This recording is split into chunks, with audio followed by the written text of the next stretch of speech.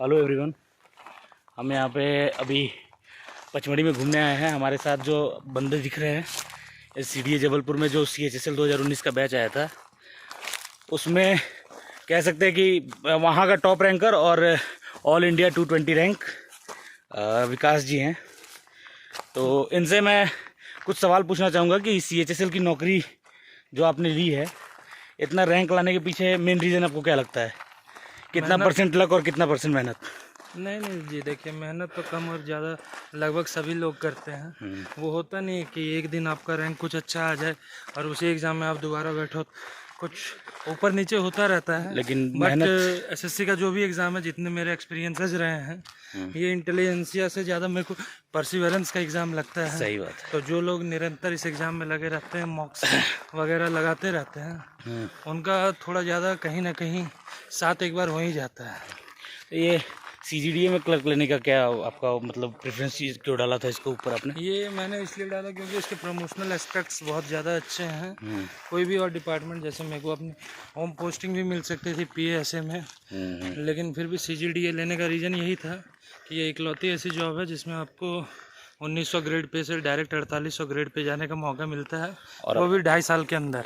और बाद में आप ग्रेड A से भी रिटायर हो सकते हैं। जी प्रॉपर मीन्स अगर आप एक तरीके से देखें कि इसके बाद मान लो आपका कोई एग्ज़ाम वगैरह कुछ भी नहीं निकले लाइफ में, लेकिन आप इसमें निरंतर लगे रहो, तो बहुत ज़्यादा चांसेस है कि जैसे हमारे ऑफिसेज में भी पास्ट एग्जांपल्स देखे हैं और बड़े लोगों से सुन रखा था मैंने कि बहुत लोग हैं जो एज ए क्लर्क ज्वाइन करके IDAS होकर रिटायर हुए हैं। IDS तो हो ये गए, कुछ DCDA भी बने हैं, हाँ, DCD, डेप्यूटी कमिश्नर के लेवल का। यस। तो ये मतलब और कोई डिपार्टमेंट आपको इतनी लग्जरी नहीं देती है इतनी जल्दी ग्रो होने की, और ये इकलौता ऐसा डिपार्टमेंट है जिसमें आप ज्वाइन करो और उसके 2.5-3 साल के अंदर आपको मौका जरूर मिलेगा। वर्किंग इन्वायरमेंट में कोई डिफरेंस है ही नहीं। मतलब आप ऑफिस में जाओगे, अपार्ट फ्रॉम सिर्फ एक दिन डिफरेंस पता चलता है, वो भी आपको सैलरी वाले दिन, और किसी दिन आपको भी एहसास नहीं होगा इस चीज़ का कि आप क्या कर रहे हो। बाकी माहौल बहुत ज़्यादा अच्छा रहता है। आप डिफेंस कैंट एरिया में रहते हो, आपको एक कैंटीन कार्ड की सुविधा मिलती है, ये भी एक आपके अंदर एक मिनिस्ट्री ऑफ डिफेंस में काम कर का जो लोगो लगता है वो भी बहुत अच्छा चीज़ है।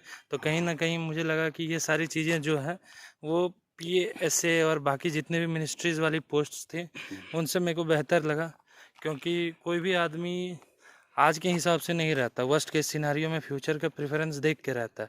और मुझे लगा कि अगर कहीं कुछ ना हो तो फ्यूचर के लिए ये सबसे ज़्यादा उपयोगी है।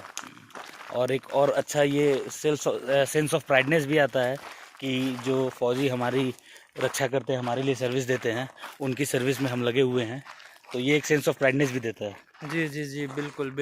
जैसे मैं बताना चाहूँगा, मैं LAO में काम करता हूँ जी। लोकल ऑडिट ऑफिस में। तो वहाँ क्या होता है, हमारा डायरेक्ट इंडस्ट्रियल एम्प्लॉय और नॉन इंडस्ट्रियल एम्प्लॉय से डेली रूबरू होना पड़ता है। प्रॉपर डेस्क जॉब है, बट वहाँ ऐसा आपका पब्लिक मीटिंग अफेयर्स कुछ नहीं है कि बाहर से कोई पब्लिक आ रही है आ रहा। मतलब आपके पास कर्नल रैंक के लोग आते हैं, मेजर रैंक के लोग आते हैं, तो आपको वो फील नहीं होने देता कि आप किस स्तर पे हो। जो मोरल बूस्ट है वो बहुत हाई रहता है, बहुत रिस्पेक्ट रहता है। हर ऑफिस में काम करने का एक्सपीरियंस भी अलग होता है। मैंने आपको जो भी CGDA ऑडिटर के बारे में बताया होगा, तो हो सकता है कि उसमें मैंने अपने रिलेटेड बातें बताई होंगी, लेकिन अगर ये LAO में काम करते तो इनके काम के बारे में मुझे कोई जानकारी नहीं है। उस मामले में ये हमसे बहुत ही ज़्यादा जानकारी रखते होंगे। हालांकि काम सारा कुछ बता नहीं सकते क्योंकि थोड़ा सा काम कॉन्फिडेंशियल रखना पड़ता है, क्योंकि हम लोग सिर्फ सर्व करते हैं। बताना चाहूँगा, जैसे आप लोगों में से बहुत लोगों को लगता होगा कि मिनिस्ट्री की पोस्ट है तो ये 5 डे वीक जॉब हो गई, बट ये हमारे साथ लागू नहीं होता। ये LAOs में होती है। LAOs में होते हैं, मतलब जो डायरेक्ट कांटेक्ट में रहते हैं डिफेंस के साथ, डिफेंस यूनिट्स के साथ डायरेक्ट कांटेक्ट में रहते हैं, वो आपका 6 डे वीक काम करते हैं।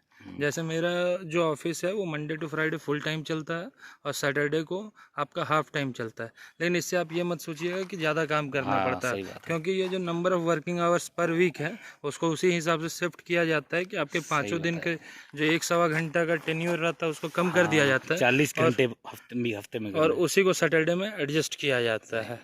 तो ऐसा शुरू में बाकी लोगों को देखकर लगेगा थोड़ा सा कि सैटरडे थोड़ा हेक्टिक हो रहा है, बट एक बार आप ग्रूम्ड इन हो जाओगे उसके बाद जो आपको उधर का माहौल मिलता है, एनवायरनमेंट मिलता है, वर्किंग कल्चर में काम करते हो, फौजियों को देखते हो देश के लिए सेवा करते हुए, और लगता है आप उनके ग्रोथ में कुछ कंट्रीब्यूट कर रहे हो, उनके लाइफ को ईजी बना रहे हो, तो कहीं ना कहीं ये एक सेंस ऑफ प्राइडनेस और रिस्पॉन्सिबिलिटी बहुत ज़्यादा देती है। और अभी चूंकि हम लोग आए हैं पचमढ़ी में, तो ये तो एक टॉपर आपको मैंने मिला दिया, 2 और टॉपर हैं, वो शायद कैमरा फ्रेंडली नहीं है उतने, थक चुके हैं ट्रैकिंग करते हुए थक चुके हैं।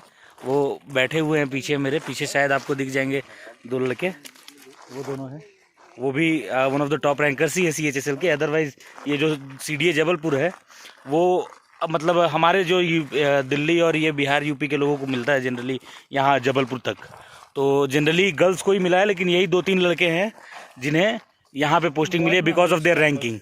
हाईएस्ट रैंकर्स के कारण ही इन 3 ही लोगों को मिला है। इनके अलावा 25-26 लड़कियां केवल आई हैं इनके बैच में हमारे यहाँ पे। तो ये मत सोचना 1 पे 9 लड़कियां, कोई भाव नहीं देती है।